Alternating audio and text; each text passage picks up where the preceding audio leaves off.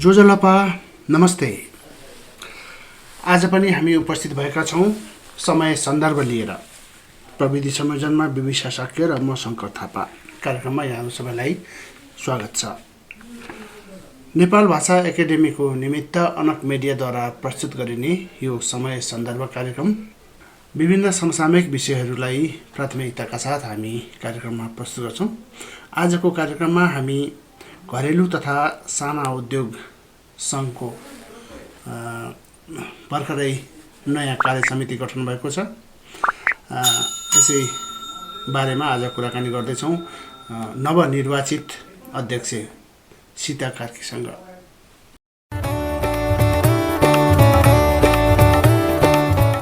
समय सन्दर्भ समसामयिक विषयहरूको साथमा समय सन्दर्भ, जनस्वास्थ्य, शिक्षा तथा आम नागरिकका ताजा विषयवस्तु समेटेर तयार पारिने समय सन्दर्भ।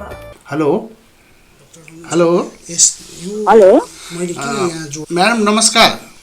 नमस्कार। अलिक सानो साउन्ड आयो। हो अहिले सुन्नुहुन्छ मलाई?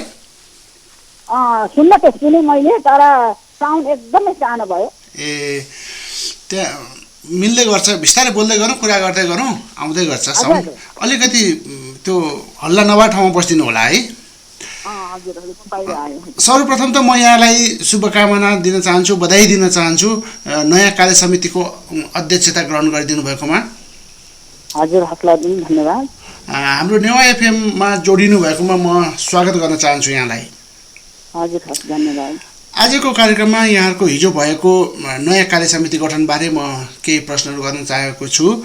यहाँले अब भनौँ न, यो घरेलु तथा साना उद्योगलाई आफ्नो यो कार्य अवधिमा कसरी अगाडि बढाउने सोच राखेर राख्नु भएको छ? अब आजभन्दा गत वर्ष अगाडिदेखि चाहिँ हामीले यो 2055 सालदेखि 2047 सालमा हाम्रो घरेलु तथा साना उद्योग उद्यमी व्यवसायहरू, साना घरेलु भनेको घर घरदेखि उत्पादन गर्ने वस्तुहरूलाई र उद्यमीहरूलाई प्रवर्धन गर्न भनेर खडा भएको संस्था यो। हजुर।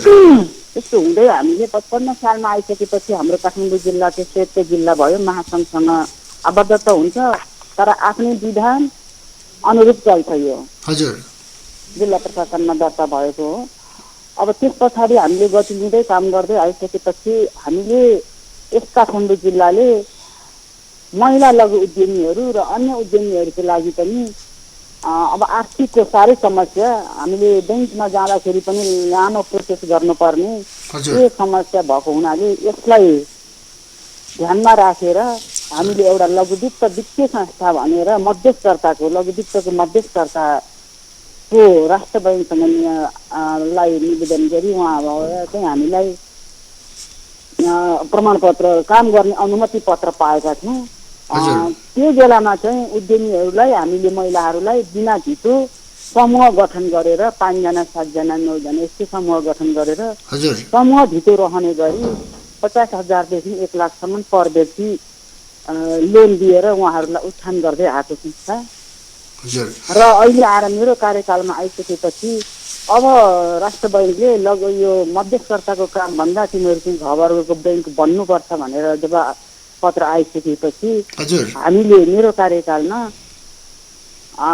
ब्याङ्क लघुवित्त ब्याङ्कको अवधारणा राखेर राष्ट्र बैङ्कमा हामीले पत्र निवेदन दिएका थियौँ। त्यस निवेदन उप हामीले 2072 असार मसान्तमा निवेदन दर्ता गरेका थियौँ। त्यस उप छलफल भई 2075 11/6 गतेको दिन नेपाल राष्ट्र बैङ्कले तिनीहरूलाई अझै राज्यभरि गर्न पाउने घ-वर्गको लघुवित्त वित्तीय संस्था, घरेलु लघुवित्त वित्तीय संस्था भनेर नामाकरण गरी हामीलाई अनुमति पत्र दिएको थियो।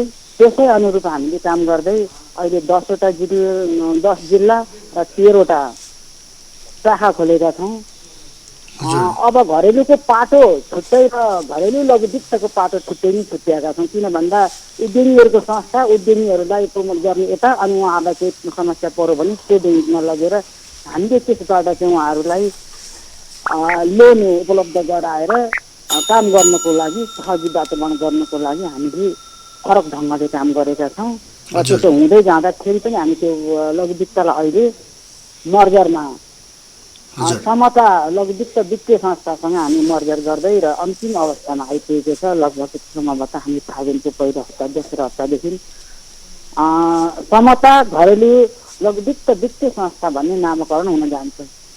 अब म यता हजुर घरेलु सङ्घतिर आएँ। हजुर अब घरेलु सङ्घको चाहिँ हामीले अब आउने दिनहरूलाई हाम्रो राज्यको संरचना अनुसार नै यस घरेलु तथा साना उद्योग सङ्घ त्यही अनुसारमा चलेको छ। त्यस हुनाले यो नेपाल सरकारको मान्यता प्राप्त दिएको संस्था पनि हो। त्यस हुनाले हामीले यसलाई राज्यकै संरचना अनुसार नगर, जिल्ला, प्रदेश, केन्द्र, हजुर सरकारको चाहिँ अझ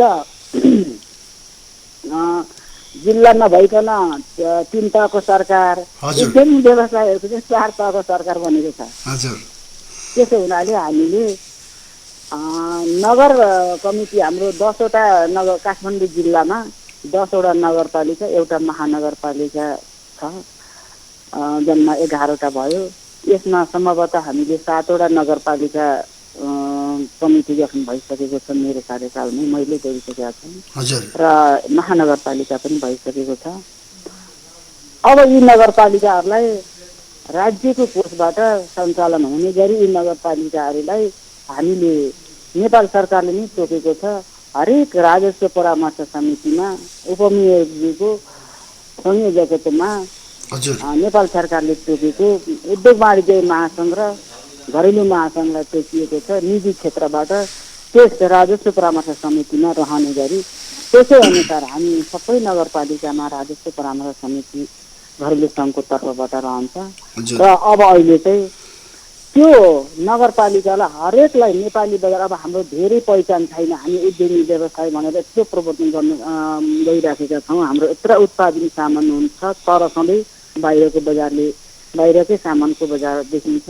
त्यसो हुनाले मैले मेरो कार्यकालदेखि अलिअलि सुरु गरे हो। अब आउने कार्यकालमा चाहिँ सम्पूर्ण अहिले नगरपालिकाहरूमा नै त्यहीँको स्रोत, त्यहीँको साधन युज गरेर त्यसलाई अब कोसेली घरको अथवा नेपाली बजारको व्यवस्थापन गर्ने भन्ने लक्ष्य राखेको छु अहिले।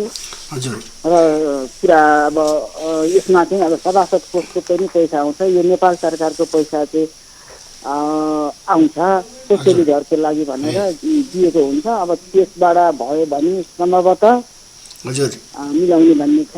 अब महानगरपालिकाले चाहिँ हामीलाई कोसेली घर, नेपालीको बजार भनेर पर्यटकीय क्षेत्रमा जस्तो हनुमान ढोका परिसरमा सिंह सतल भन्ने ठाउँमा हाम्रो कुरा चलिरहेको छ। उहाँहरूले छिटो गर्नुहोस् भनिराख्नु भएको छ। यो कोभिडका कारणले सम्भवतः हामीले यति बेला खोलिसक्थ्यौँ होला। त्यस्तै गरेर सबै नगरपालिकाहरूसँग कुरा गर्नेछौँ र नेपालीहरूले उत्पादन गरेका वस्तु, साना साना हामीले घरबाट उत्पादन गरेका खाद्यान्नदेखि लिएर लगाउने कपडा आदि सम्पूर्णको एउटा यस नगरपालिकामा यी उत्पादन भएका सामान, यीको स्रोत, यहीको साधन सकेसम्म त्यसैलाई युज गर्ने गरी र भनेर हामीले त्यहाँका हरेक नगरका वडा नगरपालिकाका मेयर, उपमेयर, सम्पूर्ण सबै वडाका वडा अध्यक्षज्यूहरूलाई राखेर एउटा कार्यक्रम गर्ने र त्यो कोसेली घरको अवधारणा पनि राख्नु भन्ने मेरो लक्ष्य राखेको छु अहिलेलाई। मेरो अब 3 वर्षको कार्यकाल हुनेछ। यो कार्यकालमा यो स्रोत र अब आउने, अनि त्यस पछाडि हामीले म नै त्यस्तो समय म चाहिँ महासङ्घ घरेलु साना उद्योग महासङ्घले वाणिज्य नेपाल सरकारको वाणिज्य ब्याङ्कसँग एमओयू गरेको छ। अरू पनि ब्याङ्कहरूमा गरेको छ। जस्तै नेपाल सरकारले त्यसमा चाहिँ अनुदानको ब्याज भन्छ, ब्याज अनुदान भनेर सहुलियतपूर्ण महिलाहरूलाई 2% ब्याजमा महिलालाई घर जग्गा भित्र नराखिकन समूह जमानीमा पनि हुन्छ र व्यक्तिमा पनि राम्रो उद्योग छ भने त्यसलाई दिने भनेर 10 लाख। हजुर यो अब हजुर सुन्दैछु म्याडम। हजुर सुनिएको छ? सुनिन्छ, मैले सुनिरहेको छु। अनि मैले एउटा प्रश्न राख्न चाहेँ यहाँलाई। फोन आयो अनि डिस्टर्ब गरे। हजुर मैले अब यसै अन्तरमा मैले एउटा प्रश्न राख्न खोजेँ। यो घरेलु तथा साना उद्योग भन्नाले साना साना सानो लगानीबाट सुरु गरिने साना साना उद्योगहरू हुन्, यो घरैमा गरिने साना साना उद्योगहरू भन्ने बुझिन्छ।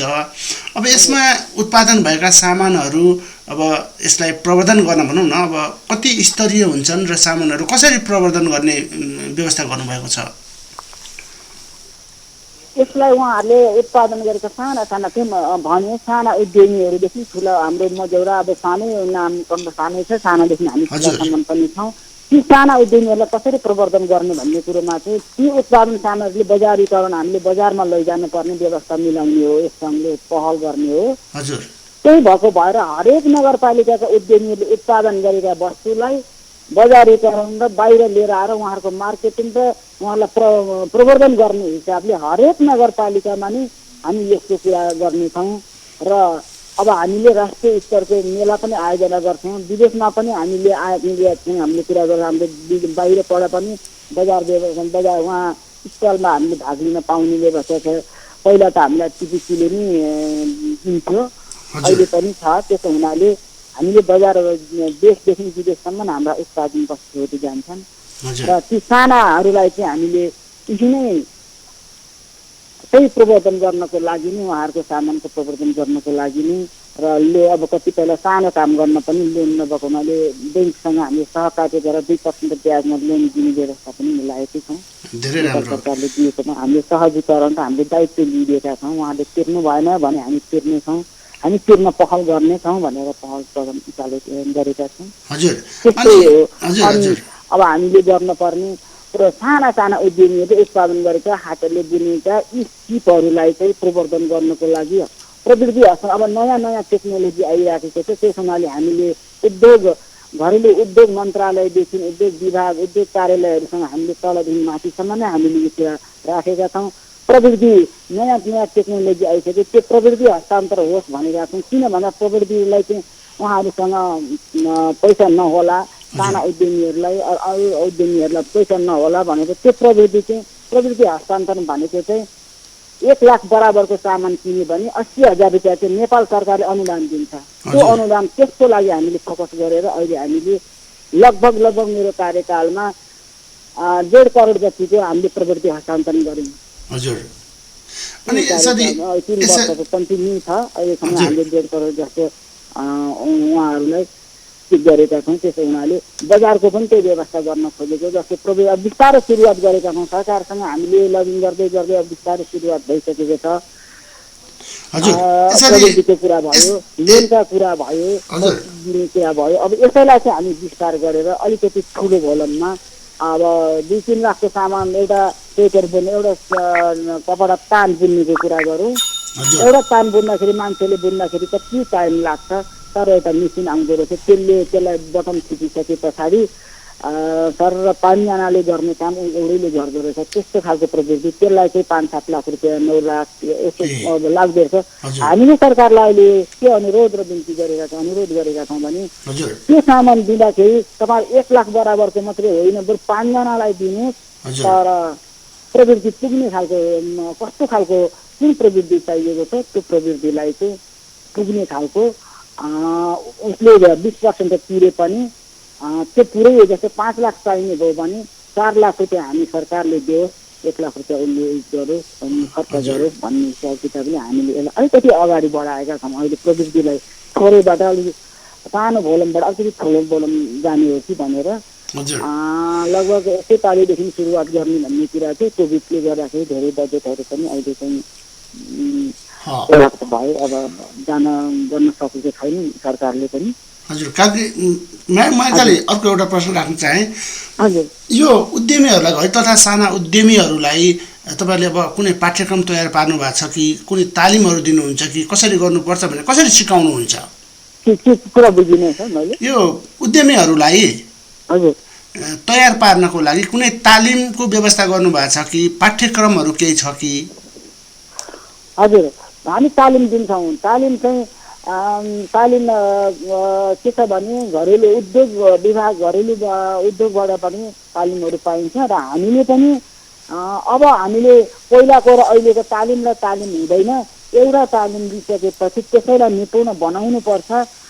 जस्तो एउटा सिलाइको कुरा गरौँ, बेसिक एडभान्स र एउटामा अब फेसन डिजाइन अथवा चाहिँ एउटैमा कुन चाहिँ डिजाइनमा यसरी तालिम दिउँ भन्ने हाम्रो अवधारणा छ। हामीले यही खालको पाठ्यक्रम चाहिँ अब एकपल्ट बनाउने सोच बनाएको छु मैले। हजुर कुनै पनि तालिम दिँदाखेरि ऊ चाहिँ उसलाई लेबलिङ प्याकेज अब खाद्यमा गयो भने सम्पूर्ण ट्रेनिङ दिएर लेबलिङ प्याकेजिङ यो सबै कुराको चाहिँ हामीले ट्रेनिङ दिनुपर्छ र एउटा उद्यमीलाई चाहिने उपकरणहरूदेखि लिएर उसलाई सिप ज्ञान पूर्णता हो भन्ने चाहेको छौँ। यही अनुसार चाहिँ अबको कार्यकाल चाहिँ रहनेछ मेरो। हजुर अब यसमा चाहिँ अब सरकारी नीतिले चाहिँ के असर पारेको होला? अब सरकारबाट कुनै किसिमको सहयोग होस् भन्ने अपेक्षा राख्नु भएको छ? सरकारबाट बिल्कुल हामीले त्यही नै अपेक्षा राखेका छौँ। किन भन्दा सरकारले चाहिँ हामीलाई हाम्रो सहकारीमा जसलाई जो विज्ञ छ त्यसैकै अनुरोधमा पाठ्यक्रम बनाइयोस् भन्छु मैले सरकारलाई। र दिने कुराहरू पनि हामीले उद्यमी व्यवसायको मर्म बुझ्ने भनेको त उद्यमी व्यवसायकै संस्था हो नि, बाहिरको अरूले त बुझ्दैन। त्यसै हुनाले हाम्रै प्रतिनिधित्व होस्, जुन ठाउँमा बजेट छुट्याइन्छ जुन कुराको काम गरिन्छ त्यसलाई चाहिँ हाम्रै प्रतिनिधि होस् र हामीले नि त्यो कुरा राख्न पाऊँ भन्ने नै हाम्रो विचार छ। हजुर त्यही हो। हजुर म्याम, म अब कार्यक्रमको लगभग अन्त्यतिर आइपुगिसकेको छु। अन्त्यमा हाम्रा श्रोताहरूलाई जो अहिले पनि घरेलु आफ्नै घरमा साना साना उद्योगहरू सञ्चालन गरेर बसिरहनु भएका छन्, उहाँहरूलाई कुनै सन्देश दिन चाहनुहुन्छ कि? अब उहाँहरूलाई मैले यो सन्देश दिन्छु, साना साना उद्यमी व्यवसायहरूले हतोहास नहुनु र यससँग केही उहाँहरूलाई समस्या पऱ्यो भने, त्यस्ता केही समस्याहरू आयो भने उहाँहरूको समस्याको समाधानको लागि र गर्नको लागि नै बनेको यो संस्था कतै हाम्रो उद्यमी व्यवसायकै संस्था हो। त्यसै गरी यहाँहरूले काम गर्नु भएको छ, काम गर्ने उद्यमी व्यवसाय साथीहरूलाई एउटा अनुरोध गर्दछु, साथीहरूलाई क्वालिटीमा चाहिँ जाउँ। क्वालिटी चाहिँ हुनुपर्छ। हामीले आज एउटा सामान बिक्री गऱ्यौँ भने भोलि त्यो सामान भयो त्यस्तो खालको यो नेपालमा बनेको सामान भन्ने नरहोस्। आहा नेपालको सामान कस्तो राम्रो र बलियो छ र भन्ने होस्। यही नै सन्देश दिन चाहन्छु। हजुर धन्यवाद म्याम, हाम्रो नेवा एफएमको समय सन्दर्भमा जोडिनु भयो र घरेलु तथा साना उद्योग सम्बन्धी हाम्रा श्रोताहरूलाई जानकारीहरू दिनुभयो। यसको लागि म हृदयदेखि धन्यवाद दिन चाहन्छु। हुन्छ, धन्यवाद यहाँलाई पनि। यहाँको नेवा रेडियो नेपाल रेडियो के छ तपाईँहरूको, उहाँहरूलाई धेरै धेरै धन्यवाद दिन चाहन्छु। मलाई सम्झेर मेरा बिचमा केही भनाइहरू पनि राख्ने मौका दिनुभएकोमा यहाँहरूलाई पुनः धन्यवाद दिन चाहन्छु। हजुर यहाँको कार्यकाल सफल होस् भन्दै म आज यहाँसँग छुट्टिएँ है त। हजुर हस् थ्याङ्क यू। धन्यवाद। उहाँ हुनुहुन्थ्यो सीता कार्की, नवनिर्वाचित घरेलु तथा साना उद्योग सङ्घका अध्यक्ष। अब आजको कार्यक्रमबाट म छुट्टिन चाहेँ। हवस् त, नमस्ते, शुभ।